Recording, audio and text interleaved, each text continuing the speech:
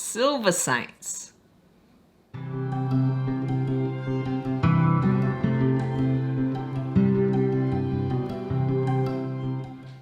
G'day to all you lovely people and welcome back to my channel.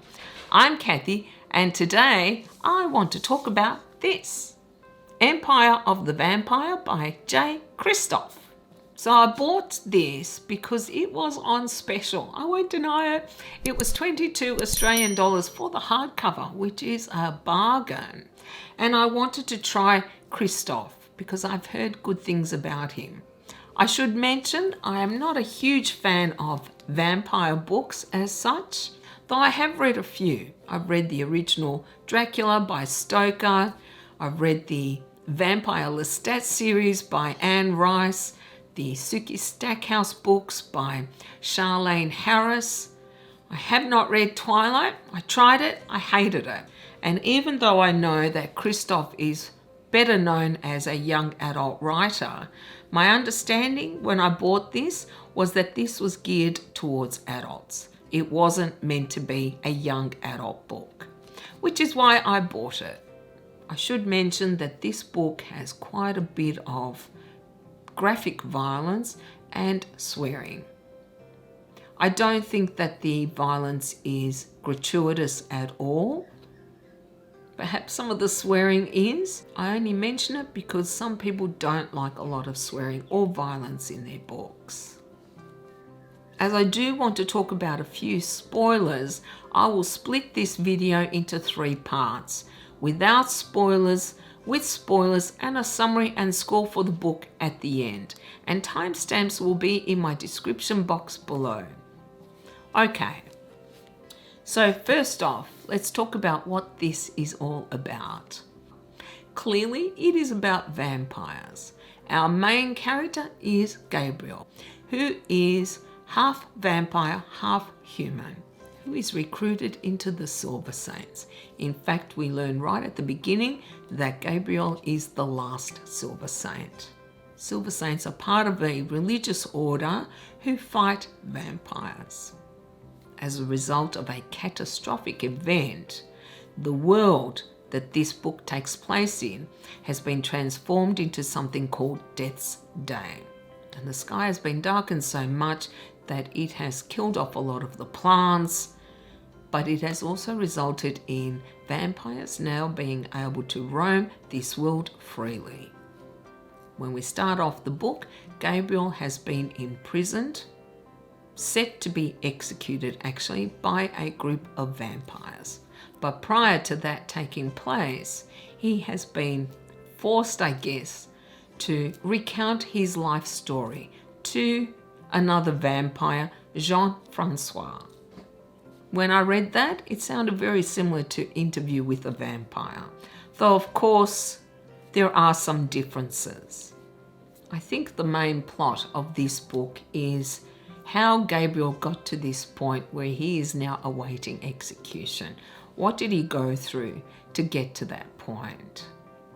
And he does recount his life from when he was a very young child to then being taken to this monastery, Saint Michon, where he will be trained as a Silver Saint. In other words, this felt more like a biography about Gabriel and his life. During which time we also learn about this world that Kristoff has created. Okay, this is a bit heavy. I'm going to put it down. Now I wanted to talk about the writing style, this world, what I liked and what I didn't like before I get on to spoilers. Having not read anything by Kristoff before, I really liked his writing style, particularly his descriptive prose. I thought it was beautiful and evocative and very well written. His dialogue, I had some issues with his dialogue. You have actually several different types of dialogue throughout the book. There is some characters who speak with these and thous and thy, and then you have others who speak a little bit more old-fashioned, I guess. It sounds like something, say, from medieval times. And then you have dialogue that is YA. It really was. I found this incongruous, having such old-fashioned language and then some characters speaking like snarky teenagers. It really was jarring and it broke my flow when I was reading the book. It felt like the author could not make up his mind whether this was going to be a book geared towards adults or to young adults or those who are transitioning, say, from young adult fiction to adult fiction. But for me, as an older reader, I did not enjoy that part at all. It was far too reminiscent of young adult fiction, which I will say again, I don't like. But that is just my individual taste. Frankly, if the author had stuck to one type of dialogue, it wouldn't have felt so jarring. But his descriptive prose, I could see he's a very talented writer. As for the world that Kristoff has created, it was very reminiscent, for me, of medieval Europe. Very reminiscent. The author made some effort to indicate that, say, the people to the north were different to the people from the south.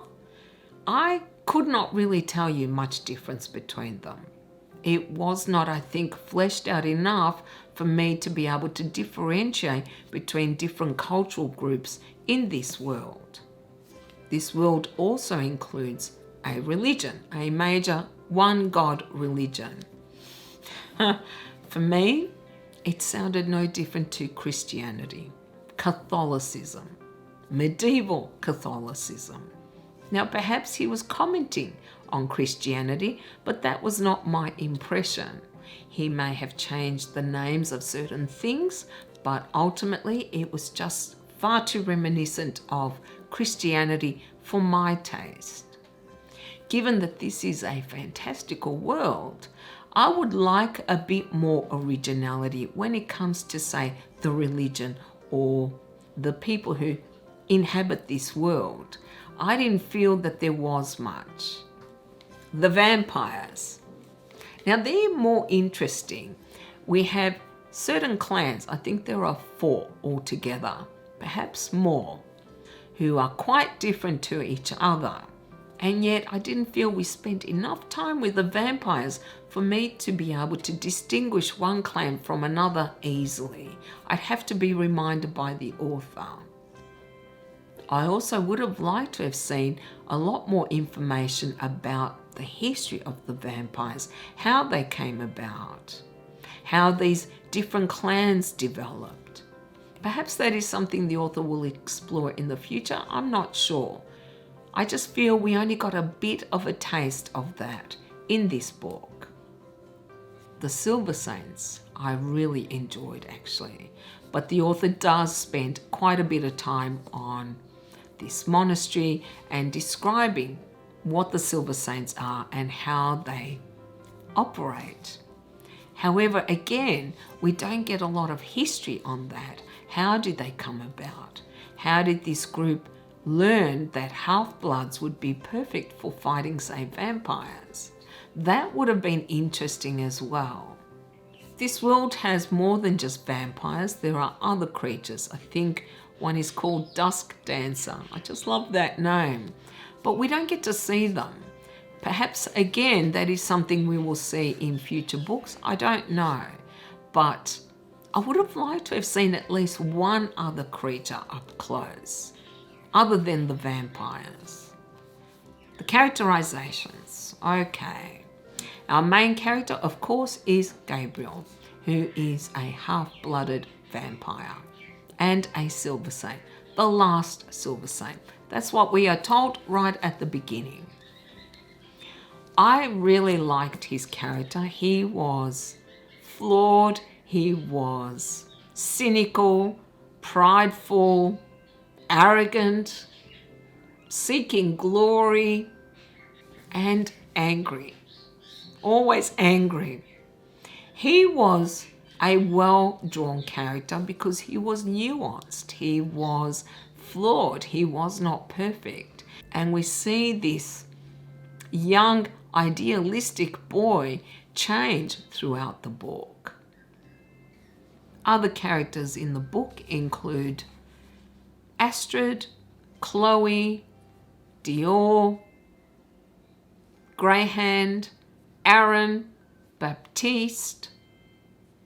I think they are the main characters we see throughout most of the book. I felt the male characters were probably the best drawn in the book.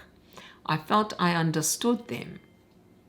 Didn't always like them, but I understood them. I understood why they behaved a certain way. The female characters seemed not fleshed out enough for me.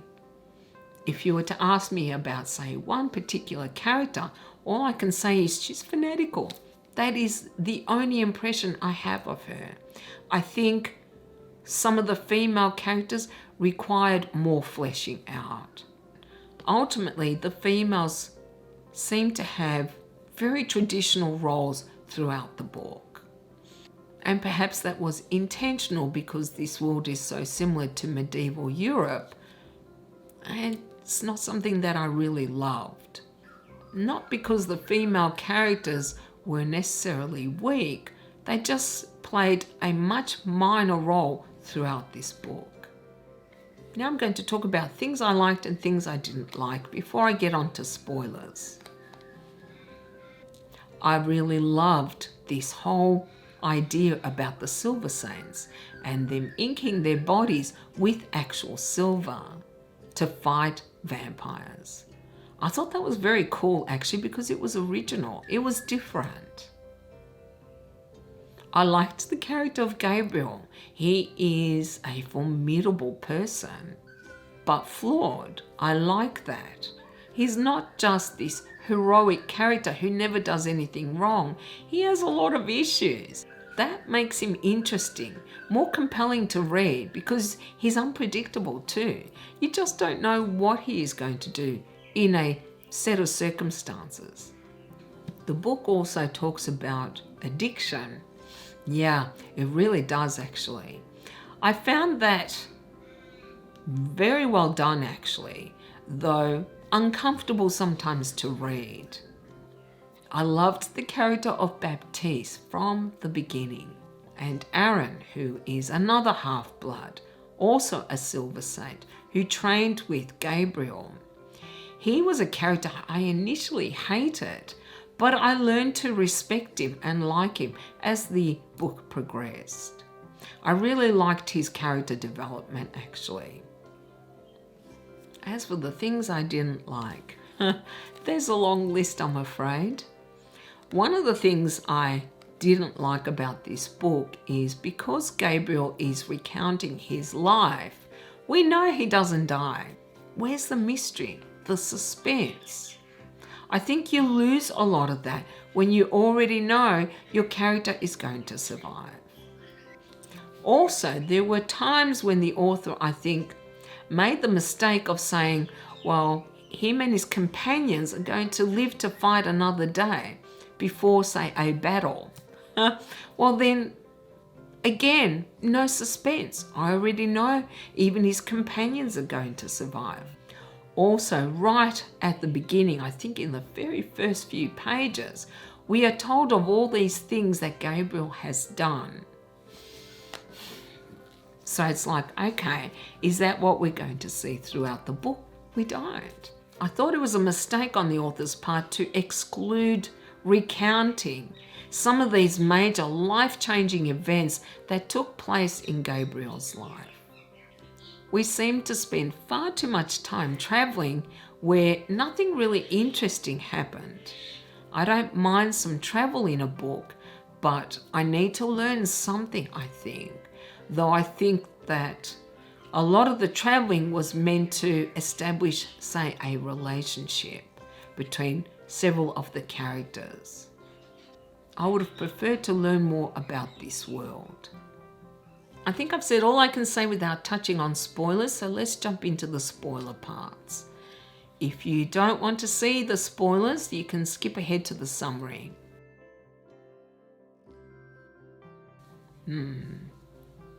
There are a few things that happen in this book which I really disliked, I'll have to be honest.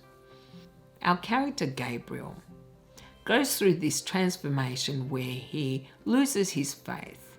When we meet Gabriel, he is very religious, very devoted to the faith and to being a silver saint. He is a heroic figure. He is a famed warrior, the Black Lion. We saw him undergo one battle. I didn't think that this battle was sufficient to show me how he became this famous warrior. One wasn't enough, I don't feel. Nor did I really love this battle. It was a little anticlimactic for me. And keep in mind, I am not a lover of battles anyway. I just didn't think it was that impressive. If we are going to be told again and again that he is this famed warrior, then I need to see evidence of that. I didn't feel I did. There is so much time spent in the monastery when Gabriel is young, and yet all that happened to him, say, in a span of several years, we didn't see at all. We didn't actually see him and Astrid being kicked out of the monastery. I'm sorry, but this is a major turning point in this person's life, our main character. I want to see her. I felt this decision was a mistake on the author's part. Perhaps he felt, well, I've already shown Baptiste and Aaron being kicked out, I don't need to show this, but they're not our main characters. Gabriel is. We learn later that he and Astrid got married in this small town where Aaron and Baptiste live. I wanted to see that as well. We didn't get to see that either. Also, it was never really explained why he decided to go to the ends of the earth and live in this lighthouse, though I'm assuming it was to hide out from the other high bloods that were going to kill him. Something else I didn't like, which I've mentioned before, is so much of the mystery has gone from this book because we already know certain things that happened. We know, for example, that Gabriel has killed the Forever King. Well, I already know this, so how is the lead up to that all that interesting? I didn't think it was. And in fact, I kept waiting for this event to happen in the book and we don't get to see it. This next isn't so much a criticism, but something I would like to see addressed in the future. How did Death's Day occur? I'd like to know more. Perhaps we don't know more because the characters don't know more. But I'm hoping in the future we will learn how it came about. I suspect this is going to be the overall story arc, is changing the world back to normal. Now, when I have criticisms of a book, it doesn't mean I hated the book. It just means certain things that I noticed which I may not have liked all that much. The next two things, however, I hated. Yeah, I really did. The first, Leath, this mysterious vampire with the mask. For her to end up being Gabriel's sister, wow, that was such a misstep, I thought. I would have preferred that she have some other tie to Gabriel, but not to be his younger sister. That was silly. And the biggest thing I disliked was that Dior, our character Dior, who I will confess I despised at the beginning, ends up being the Holy Grail. Wow. Yeah, I hated that with a passion. Da Vinci Code. I'm sorry, but that's what it reminded me of. Da Vinci Code. And more than that, already this religion is far too reminiscent of Christianity. Do we have to have a grail as well? I think I would have preferred if Dior just had, say, magical abilities. You can even make them religious, but not the Grail itself, not the daughter of their savior. Wow, yeah, I really dislike that whole storyline. Though it did not surprise me whatsoever that the church was looking to sacrifice this person to end Death's Day. Because history shows us so many atrocities have been performed in the name of religion. This was very predictable, actually. As for Gabriel losing the Grail, did he? We can speculate that perhaps he hasn't. He went to kill the Forever King, so perhaps he has stashed her somewhere. We don't know. I also really didn't like that we had an inquisition. Call it something else. Did it have to be called an inquisition? Again, shades of Christianity.